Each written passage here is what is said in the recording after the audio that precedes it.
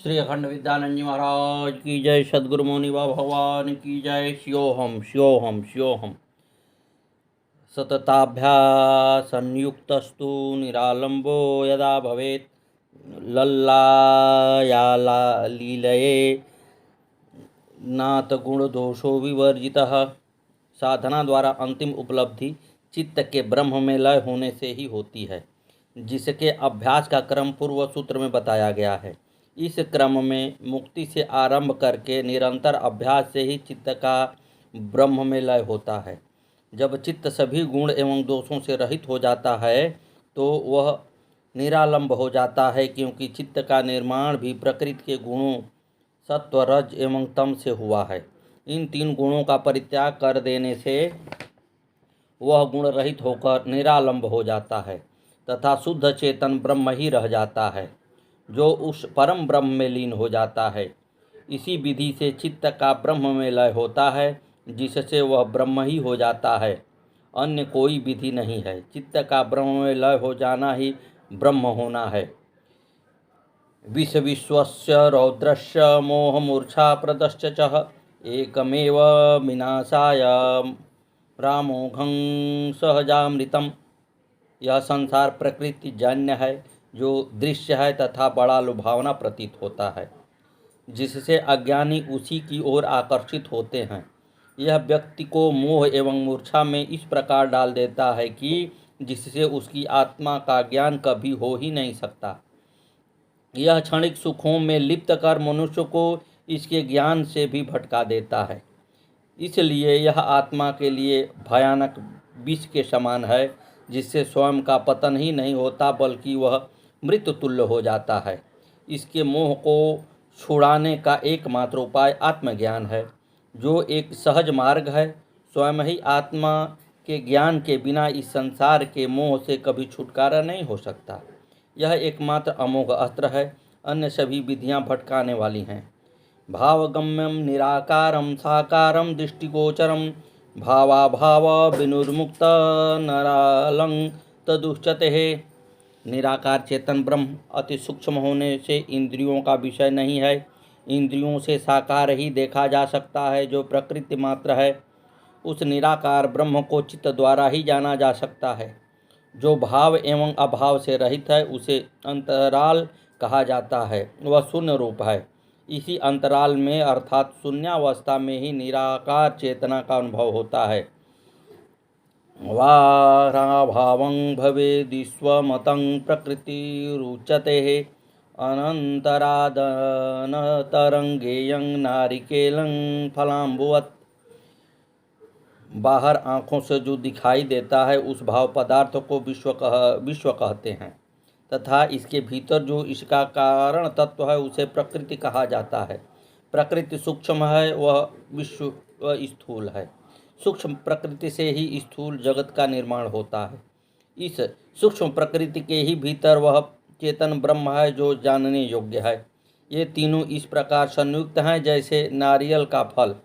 इस फल के ऊपर का ठोस भाग विश्व है, इसके भीतर की गिरी प्रकृति है तथा इसके भीतर का जल ब्रह्म है। भ्रांति ज्ञानं स्थितं ब्रह्मो सम्यक ज्ञानं च मध्यगम मध्यांतरंगेयं ज्ञारिकेल फलामुत। जिस प्रकार नारी के फल का ऊपरी छिलका भ्रांति मात्र है, वह वास्तविक फल नहीं है, उसी प्रकार संसार का बाहरी स्थूल भाग का ज्ञान मात्र भ्रांति मात्र है, जिसका कोई उपयोग नहीं है। उसका मध्य का भाग प्रकृति है, जो यथार्थ ज्ञान है, जो इस स्थूल जगत का कारण है। इसे जाने बिना स्थूल सृष्टि का ज्ञान भ्रांति ही पैदा करता है। वैज्ञानिकों की खोज का आधार स्थूल जगत ही है, जिससे भ्रांतियाँ अधिक पैदा हुई हैं। मूल प्रकृति को समझना ही यथार्थ ज्ञान है, जिससे सृष्टि का कारण ज्ञात हो सकता है। दत्तात्रेय जी कहते हैं कि इस प्रकृति के भीतर एक ऐसा तत्व है जो जानने योग्य है। वह तत्व नारियल के भीतर जल के समान है, तथा इसी जल से नारियल की गिरी व उसके छिलके का निर्माण होता है। यही तत्व प्रकृति एवं स्थूल जगत के निर्माण का आधार है, तथा यही एकमात्र सत्य है जो जानने योग्य है। अन्य सभी मिथ्या व भ्रांति रूप हैं। यही ज्ञान ब्रह्म ज्ञान है, जिसको जानकर ही व्यक्ति जीवन मुक्त हो सकता है। सतगुरुदेव भगवान की जय। श्री मौनी बाबा भगवान नमो नमः। चित्सौन के मास्टर जगदीश प्रसाद मौनी बाबा भगवान के बहुत पुराने और अत्यंत प्रिय भक्तों में से एक हैं। आहा, क्या समय था वह जब गुरु जी का सानिध्य हमें मिला। यह कहते हुए ये मौनी बाबा भगवान की यादों में खो जाते हैं। अपने चित्त को स्वस्थ करके वे कहते हैं कि उस समय वह हलपुरा में पढ़ाया करते थे, जो उनके गांव से काफ़ी दूर पड़ता था। ये साइकिल से जाया करते थे। जब वे ड्यूटी से लौट कर आ रहे होते थे, तब अक्सर मौनी बाबा सलेमपुर में चाय की दुकान पर बैठे मिलते। ये साइकिल खड़ी करके प्रेम बस उनके पास बैठ जाते। जब मौनी बाबा वहाँ से चलते तो मास्टर जगदीश प्रसाद भी उनके साथ साथ चल जाते। मौनी बाबा कुछ दूर साथ चलते, फिर मौड़ी की राह ले लेते और ये अपने घर चित्सौन लौट आते। एक दिन बाबा इनसे बोले, इतनी दूर जाता है, रोज़ इधर बदली करा ले। मास्टर जगदीश सिंह पूछा, बाबा बदली कैसे हो? तो ये बोले, अरे दरख्वास्त दे दे, हो जाए। उनके कहने के अनुसार मास्टर जी ने दरख्वास्त दे दी। जब तबादलों की लिस्ट आई तो सबसे ऊपर मास्टर जगदीश प्रसाद का नाम था।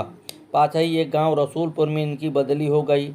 फिर इन्होंने आराम से जीवन भर यही नौकरी की।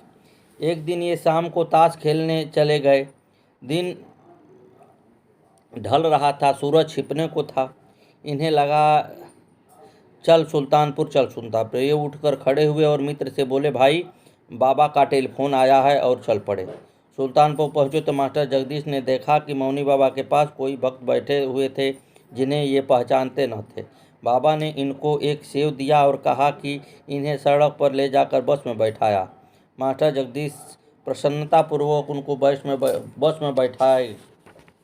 सतगुरुदेव भगवान की जय। एक दफ़े की घटना का जिक्र करते हुए मास्टर जगदीश प्रसाद कहते हैं कि ये अपने घर पर गुरु जी का भोग लगा रहे थे, तभी इनका छोटा भाई धर्मपाल आ गया। जगदीश प्रसाद को भोग लगाते देख वह कहने लगा, अरे ऐसे क्या खवा रहा है, बुलाकर खवा। तभी अचानक मौनी बाबा पहुंच गए और द्वार पर से आवाज़ लगाई, अरे पंडित जी है क्या? खुशी से मास्टर जगदीश प्रसाद उछल पड़े। भोग के लिए परसी हुई थाली में ही बाबा को भोग लगाया। भाई भी अभिभूत हो गया और लाजवाब भी। मास्टर जगदीश कहते हैं कि एक और दिन की बात है, ये दोपहर के बाद रोटी बना रहे थे, ठीक से बनानी नहीं आती थी। दो मोटी मोटी मक्का की रोटी बनाकर रखी थी कि द्वार पर से मौनी बाबा की आवाज़ आई, अरे पंडित जी होई हो का? जगदीश प्रसाद सोचा है कि आज बाबा को क्या खिलाऊंगा।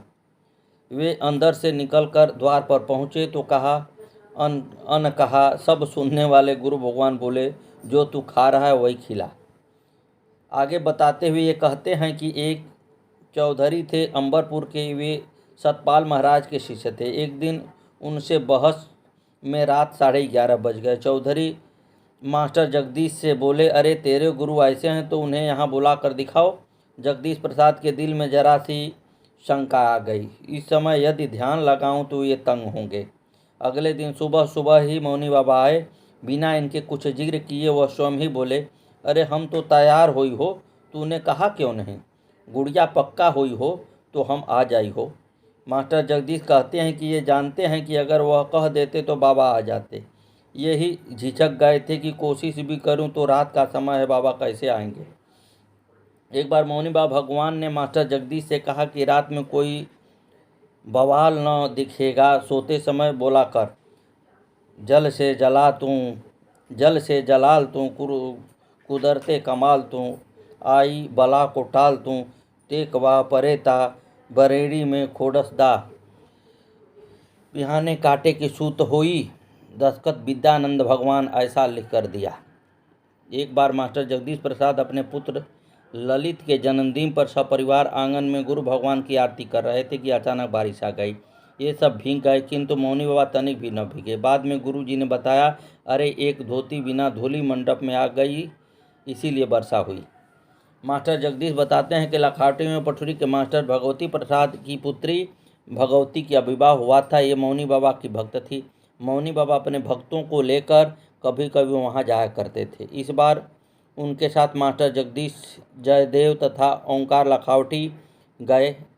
ये तीन तथा भगवती, उनके घर के लोग और नथीलाल जी ने उस गुरु पूर्णिमा पर वहाँ गुरु भगवान मौनी बाबा का पूजन किया, गुरु पूर्णिमा मनाई। यह बहुत पुरानी बात है, तब इस प्रकार का बड़ा आयोजन नहीं होता था। ग्राम चितसौन के मास्टर जगदीश प्रसाद शर्मा की पत्नी प्रेमवती अपने पति की ही तरह मौनी बाबा की भक्त हैं। पूज्य गुरुदेव की कृपा व दया का वर्णन करते हुए कहती हैं कि जब पहली बार मौनी बाबा भगवान इनके घर आए तो उन्होंने नेकर घुटनों तक कच्छा पहन रखा था। इन्होंने उस दिन बाबा को मूंगफली खिलाई। बाद में तो ऐसा प्रेम बढ़ा कि ये धोती भी उनको बांध लेती थी। एक बार इनकी कलाई में झटका आ गया, मौनी बाबा ने दवा बांध दी और ये एकदम ठीक हो गया। इसके कमर में भी दर्द होता था, सो अब इन्होंने मौनी बाबा से कमर दर्द ठीक करने के लिए बहुत कहा, परंतु उन्होंने कमर में दवा न लगाई। प्रेमवती समझ गई कि ये दर्द अब ठीक नहीं होगा। उनकी कमर आज भी उसी तरह दुखती है। सतगुरुदेव भगवान की जय। श्री मौनी बाबा भगवान नमो नमः। आगे की कथा कल।